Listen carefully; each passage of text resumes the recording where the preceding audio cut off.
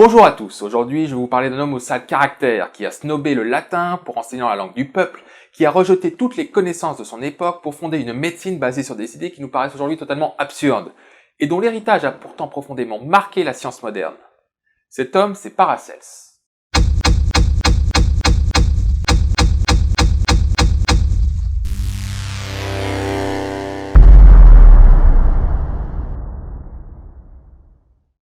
Définir Paracelse, ce n'est pas simple. Comme beaucoup de grands noms de la Renaissance, c'est un touche-à-tout. Il est avant tout médecin, mais il est aussi alchimiste, théologien, astrologue, botaniste, philosophe, etc. De son vrai nom Philippus Aureolus Theophrastus Bombastus von Hohenheim, il naît à la fin de l'année 1493 dans le village d'Egg, près de la ville d'Einsiedeln, à quelques kilomètres de Zurich, en République des Suisses. Oui, à l'époque, ça s'appelait République des Suisses. Pas plus bizarre que Confédération helvétique. Son père est un bâtard, né d'une relation hors mariage entre un noble suisse-allemand et une roturière, alors que sa mère est issue d'une famille travaillant au service de l'ordre religieux des bénédictins. Cette position sociale, entre noblesse et peuple et au contact des religieux, va se ressentir durant toute sa vie. À la mort de sa femme, en 1502, le père de Paracelse, qui est médecin, va s'installer à Villars, en Carinthie. On sait assez peu de choses de sa jeunesse. Son père lui enseigne la médecine, la botanique, la minéralogie, la philosophie naturelle et le minage, et il reçoit un enseignement théologique auprès de clercs et d'abbés de la région. À l'âge de 16 ans, il commence à étudier la médecine à l'université de Bâle, puis Vienne, avant de décrocher son doctorat à Ferrare en Italie. Du moins, c'est ce qu'il prétend. Aucune preuve ne permet de savoir s'il a vraiment obtenu son diplôme, les archives de l'université étant quasiment inexistantes. Et à l'époque, on n'avait pas internet et le téléphone pour vérifier le CV. Par la suite, il parlera plutôt négativement de l'enseignement en université et privilégiera l'expérience du terrain. Il déclare d'ailleurs « Je préfère les sentiers et les routes aux universités où l'on n'apprend rien ». Entre 1517 et 1524, celui qui se fait alors appeler Théophraste réalise un tour d'Europe comme c'était la coutume pour les nobles de l'époque. Sauf que lui n'a pas d'argent.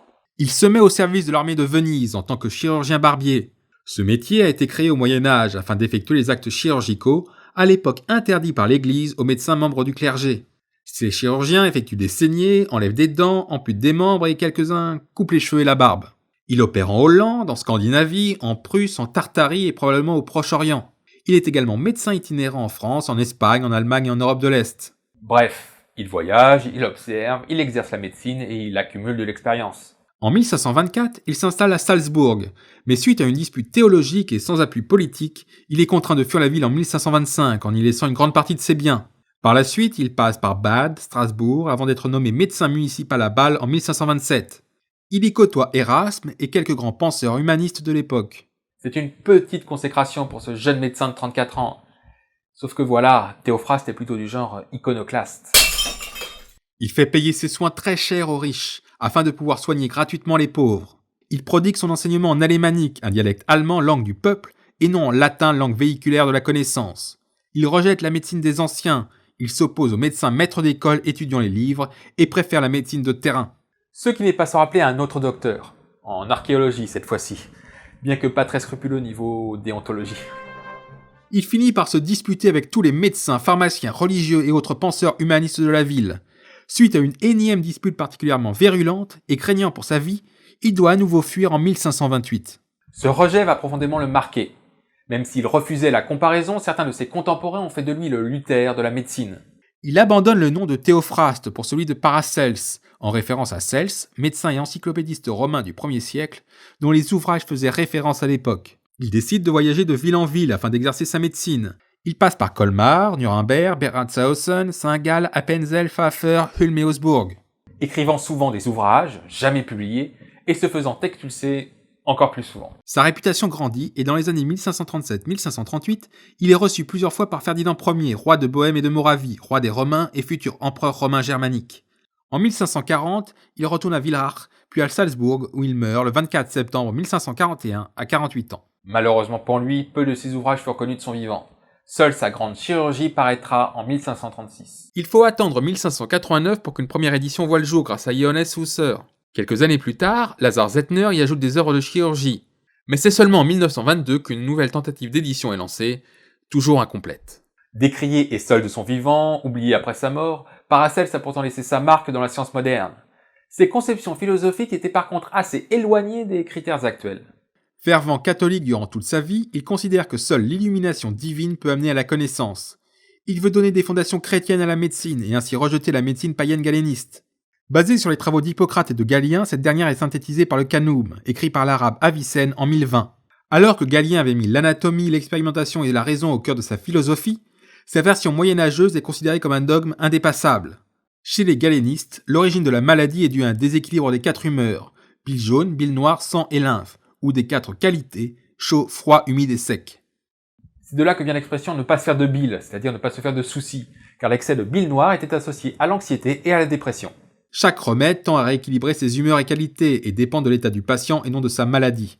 Paracels, lui, est convaincu de la divinité de l'univers tout entier. Pour lui, l'être humain, le microcosme, est lié à l'univers, le macrocosme. Chaque être humain possède 3 corps. Un corps physique, visible, relié aux éléments de terre et d'eau. Un corps sidéral, invisible, lié aux astres et relié aux éléments de feu et d'air. Et l'âme immortelle, de nature divine. Paracels était marqué par la Trinité chrétienne, et on la retrouve dans cette division de l'être. Mais il ne s'arrête pas là et l'utilise comme base pour son alchimie. Contrairement à Aristote, il ne considère pas que la matière soit indifférenciée. En 1530, dans l'Opus Paramirum, il propose les 3 principes alchimiques qui composent la matière. Un principe inflammable, le soufre, un principe volatile, le mercure, et un principe physique, le sel. Lorsqu'on brûle du bois, ce qui brûle c'est le soufre, ce qui part en fumée c'est le mercure, et la cendre qui subsiste c'est le sel. Pour Paracels, ce sont les actions de ces 3 éléments dans le corps qui déterminent la maladie. Tout comme les organes du corps physique sont liés chacun à un astre du ciel via le corps sidéral, Paracels est un tenant de la théorie des signatures, c'est-à-dire qui se ressemble s'assemble. Pour lui, si quelque chose ressemble à un organe, il doit agir sur celui-ci. Ainsi, les tubercules de l'orchis, une fleur de la famille des orchidées, ressemblent à des testicules. Il l'utilise donc pour soigner les insuffisances testiculaires, c'est-à-dire l'infertilité masculine. Il considérait également qu'un homme roux avait le cœur roux, c'est-à-dire déloyal, et qu'un bossu avait l'âme tordue.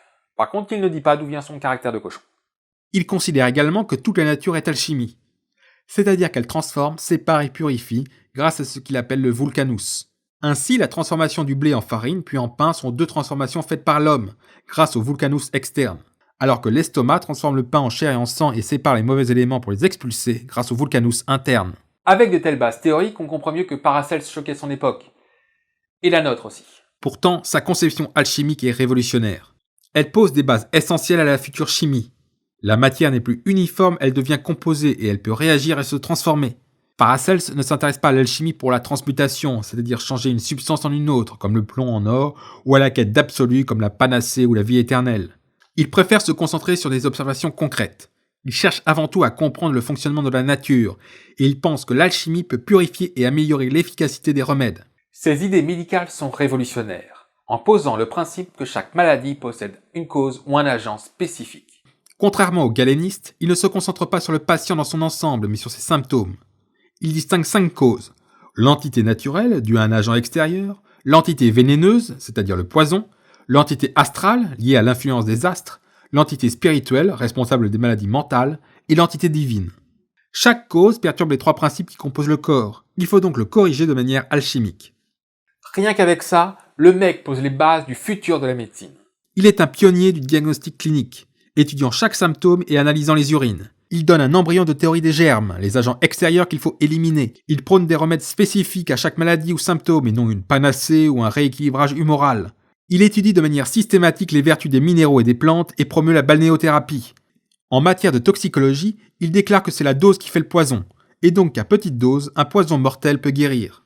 Certains voient d'ailleurs en Paracels un pionnier de l'homéopathie. C'est dans l'étude et le traitement de la syphilis qu'il s'illustre, en s'opposant à l'administration de doses massives de mercure, toxiques, et prônant au contraire des doses minimes, efficaces et moins dangereuses. Il fait d'ailleurs le lien entre l'absorption de métaux comme le plomb et le crétinisme, ce qu'on appellera plus tard le saturnisme. Dans la foulée, il travaille à purifier et détoxifier les substances dangereuses, comme les cristaux d'arsenic ou le sulfure de fer, qu'il transforme en sulfate pour améliorer les guérisons. Il encourage d'ailleurs l'expérimentation animale pour éviter l'empoisonnement et étudier les effets bénéfiques ou néfastes des produits. Il contribue à l'étude des maladies des mineurs, dont la tuberculose et la silicose. Sa carrière militaire va également être formatrice pour le traitement des blessés. Il s'oppose aux médecins de l'époque qui préconisent de laisser la plaie s'infecter pour qu'elle guérisse. Il demande à ce qu'on la nettoie et la protège et met au point des antiseptiques. Mais son plus grand apport est le laudanum. On ne sait pas s'il l'a vraiment inventé ou s'il l'a ramené d'un passage à Constantinople. En tout cas, c'est l'une de ses plus brillantes idées. Le laudanum est une teinture alcoolique d'opium issue du pavot. Très addictive, elle est prescrite comme analgésique, un antidouleur très puissant, presque trop. L'anglais Thomas Sydenham en proposera une formule plus efficace dans les années 1660, et celle-ci sera utilisée jusqu'à la fin du 19e siècle où elle est remplacée par la morphine. Du moins comme médicament, car le laudanum continuera d'avoir de beaux jours devant lui, comme remède populaire et peu coûteux, et en usage disons récréatif. Dickens ou Baudelaire étaient par exemple des consommateurs réguliers de laudanum, et pas pour les migraines. Une autre conséquence de sa vision philosophique de l'univers fut la prise en charge des maladies du corps spirituel, c'est-à-dire les troubles mentaux. Il est l'un des premiers à dire que l'esprit peut influencer le corps et inversement. Il retient 5 maladies mentales naturelles et non démoniaques. L'épilepsie, la manie, la danse de Saint-Guy, la suffocation de l'esprit et la perte de sens. Parmi cette dernière catégorie, il distingue l'aliéné, le fou de naissance, le fessani, c'est-à-dire celui qui est devenu fou, la victime de sorcellerie et la mélancolie. Dans chaque cas, il propose une prise en charge médicale et un traitement à base de remèdes spécifiques. Il faudra pourtant attendre la fin du XVIIIe siècle pour que débute une véritable médecine psychologique. Et oui, les avancées de Paracelse ont mis du temps avant de faire leur chemin. Ses écrits et ses enseignements avaient été rejetés par les autorités scientifiques de l'époque. Il faut dire que l'emballage théologique et philosophique faisait assez peur. Paracelse n'eut aucun disciple connu de son vivant. Ses écrits non édités furent tout de même recopiés et transmis à quelques médecins qui les étudièrent. Ses remèdes, notamment ses idées pour la préparation alchimique, furent reconnus. Mais les humanistes, tenant de la médecine antique, s'opposèrent fortement à sa philosophie. À la fin du XVIe siècle et au début du XVIIe, on commença cependant à remettre en cause le galénisme, et on s'intéressa un peu plus au paracelsisme. Les médecins protestants vont se l'approprier et promouvoir une version modérée en s'opposant aux médecins catholiques restés fidèles à Galien. Andreas Libavius, malgré son rejet du mysticisme paracelsien, retranscrit ses travaux en les expurgeant de ses éléments théologiques et en se concentrant sur l'alchimie. Durant le XVIIIe siècle, cette alchimie raisonnée auquel tenait Paracels, par opposition à l'alchimie analogiste de la transmutation, va devenir la chimie qui se concrétisera avec Lavoisier et la découverte de l'oxygène en 1775. Si sa conception de l'univers était loin de notre science moderne, il en est paradoxalement l'un des pionniers. En voulant fonder une médecine chrétienne, il a fragilisé la médecine traditionnelle européenne et lancé la médecine moderne, basée sur l'expérimentation et l'étude systématique des maladies, des symptômes et des remèdes. Il a également bousculé la vision aristoclétienne de la matière et a permis à l'alchimie de s'affranchir de sa mystique astrale, pour aboutir 2 siècles plus tard à la chimie. Ce qui, pour le coup, est un sacré paradoxe, vu la conception théologico-mystico-astrale du monde selon Paracels. Et la culture populaire a d'ailleurs rendu hommage à ce personnage en lui prêtant des intentions parfois assez éloignées de la réalité. Le personnage du Dr Faust de Goethe est inspiré de Paracels, de même qu'il est cité dans le Frankenstein de Mary Shelley. On le retrouve dans la saga Harry Potter où on lui attribue la découverte du Fourchlang. On le retrouve également dans le manga Fullmetal Alchemist avec le père des 2 héros qui se nomme Hohenheim. La bande dessinée de Cap et de Croc avec le personnage de Bombastus et la série télé Wow 13 en font un savant fou, réalisant des expériences parfois limites en quête d'immortalité. Les nazis eux-mêmes utilisèrent le personnage pour leur propagande dans un film nommé Paracelsus. Il est à mon sens dommage que Paracels soit souvent réduit à son alchimie et lié à la quête de la pierre philosophale. Même si la mystique, l'hermétisme et l'occultisme sont les fondements de son œuvre, son apport est tout autre. Il fait partie de ceux qui, à la Renaissance, ne se sont pas contentés de copier les anciens, mais ont osé les défier. Merci à tous d'avoir regardé cette vidéo, j'espère qu'elle vous a plu. Si c'est le cas, mettez un pouce bleu et partagez-la. N'hésitez pas à vous abonner à la chaîne, à Facebook et à Twitter. N'hésitez pas non plus à laisser des idées ou des remarques dans les commentaires. Et je vous laisse avec la devise de Paracels, qu'il se garde bien d'appartenir à un autre, celui qui peut être lui-même.